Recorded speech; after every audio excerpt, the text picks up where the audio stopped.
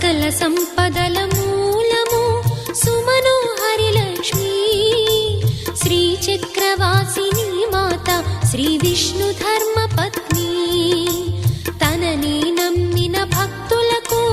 దరిద్రమును బాపు